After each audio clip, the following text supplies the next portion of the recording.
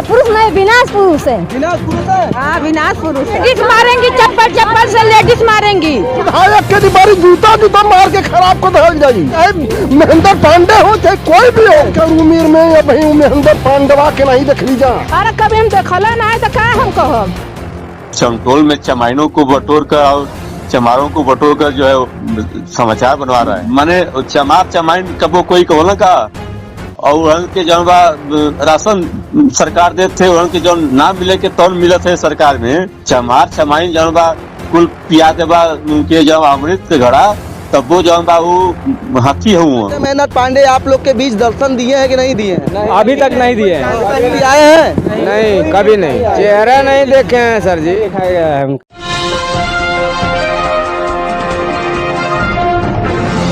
साथियों नमस्कार, मैं हूं नीरज पटेल और आप देख रहे हैं नेशन जनमत। भक्तों के प्रभु पीएम मोदी कितना भी बाबा साहब के सामने शीश नवा लें, कितना खुद को दलित हितैषी बता लें, मगर भारतीय जनता पार्टी के पदाधिकारी उनके इन दावों की पोल खोल करके रख देते हैं। दलित समाज के लोगों को गुस्से में, लड़ाई झगड़े में गाली देना अलग बात है, लेकिन सदियों से भरा हुआ मनुवाद का जहर उस गाली से भी ज्यादा घातक है।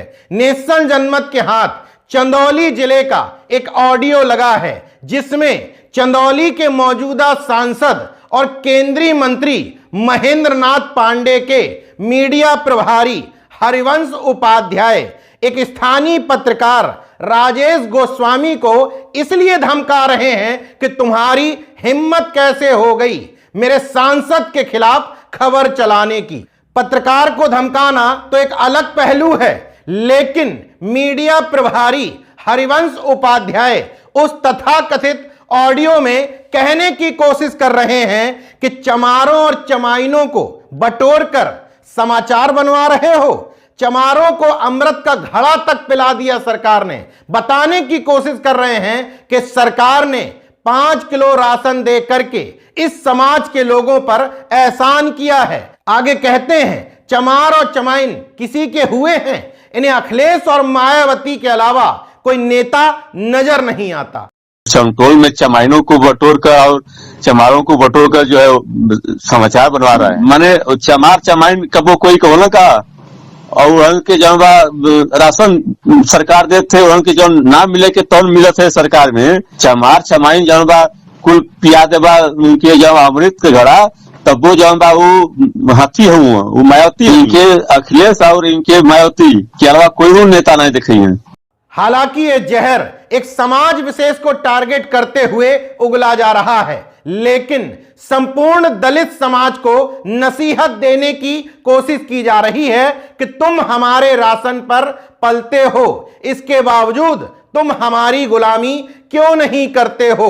एक ब्राह्मण की एक जाति विशेष के प्रति नफरत का इससे बड़ा उदाहरण और कोई नहीं हो सकता। यह ऑडियो जिस हरिवंश उपाध्याय नाम के व्यक्ति का बताया जा रहा है, वो न सिर्फ केंद्रीय मंत्री महेंद्र नाथ पांडे का मीडिया प्रभारी है, बल्कि बीजेपी का चंदौली का जिला उपाध्यक्ष भी है। उसने बिल्कुल सही बात कही। तमाम दलित समाज के लोगों को यह बात समझ में नहीं आती कि भारतीय जनता पार्टी में भले ही उनका वोट चला जाए, लेकिन बीजेपी में बैठे हुए मनुवादी ये मान ही नहीं सकते कि तुम्हारे समाज का वोट इनको मिला है, तो फिर ऐसे लोगों को वोट देना ही क्यों। खैर, वोट देना ना देना अलग मसला है, लेकिन सवाल ये उठता है कि आखिर एक जाति विशेष पर हरिवंश उपाध्याय इतने फायर क्यों हैं। दरअसल पत्रकार राजेश गोस्वामी ने चंदौली लोकसभा क्षेत्र के एक गांव का दौरा करते हुए वहां से रिपोर्ट प्रकाशित की थी। उस रिपोर्ट में एक गांव की महिलाओं ने महेंद्र नाथ पांडे के तथाकथित विकास की पोल खोलते हुए कहा था कि आज तक हमने अपने सांसद का चेहरा तक नहीं देखा। गुस्से में महिलाओं ने यहां तक कह दिया था कि अगर बीजेपी से कोई वोट मांगने आएगा तो उसको चप्पल चप्पल मारेंगे। महेंद्र नाथ पांडे को विकास पुरुष नहीं बल्कि विनाश पुरुष तक बता डाला था। 2 बार सांसद कैबिनेट मंत्री और उनके लोग विकास पुरुष कहते हैं। पुरुष है, विनाश पुरुष है, पुरुष नहीं विनाश पुरुष है। विनाश पुरुष है। हाँ विनाश पुरुष है। लेडीज मारेंगी, चप्पल चप्पल से लेडीज मारेंगी। विधायक के बारी जूता जूता मार के खराब कर दहल जाई। महेंद्र पांडे हो चाहे कोई भी हो, क्या उम्र में या भाई महेंद्र पांडवा के नहीं देख ली जा। अरे कभी हम देखला ना है तो क्या हम कहब। डॉक्टर महेंद्र पांडे आप लोग के बीच दर्शन दिए हैं कि नहीं दिए हैं? अभी तक नहीं दिए हैं। कभी आए हैं? नहीं, कभी नहीं देखे नहीं, चेहरा नहीं देखे हैं सर जी। जैसे ही ये वीडियो वायरल होता है, मीडिया प्रभारी की हैसियत से हरिवंश उपाध्याय पत्रकार राजेश गोस्वामी को फोन करके पहले धमकाते हैं। कहते हैं लोग हमसे पूछ रहे हैं कि तुम मीडिया प्रभारी हो, इस पत्रकार पर क्या कार्रवाई कर रहे हो। मानो सारे कानूनी और पुलिसिया अधिकार इस मीडिया प्रभारी के पास सुरक्षित हो गए हों। यह घटना यह भी बताती है कि आखिर बीजेपी सोशल मीडिया से इतनी घबराई हुई क्यों रहती है। दरअसल सोशल मीडिया के पत्रकारों, संपादकों या मालिकों को ईडी, सीबीआई, इनकम टैक्स से न डराया धमकाया जा सकता है, ना ही उन्हें करोड़ों का विज्ञापन दे करके अपने पीछे दुम हिलाने के लिए मजबूर किया जा सकता है। सामान्य लोग हैं, सामान्य घरों से आते हैं, जनता की आवाज को जनता तक पहुंचाते हैं। तो जब इनको पार्टी लेवल से खरीदा या धमकाया नहीं जा सकता, तो स्थानीय स्तर पर ही इन छुड़वैयों की ड्यूटी लगा दी जाती है कि तुम मैनेज करो कि हमारे खिलाफ कोई खबर ना चल पाए।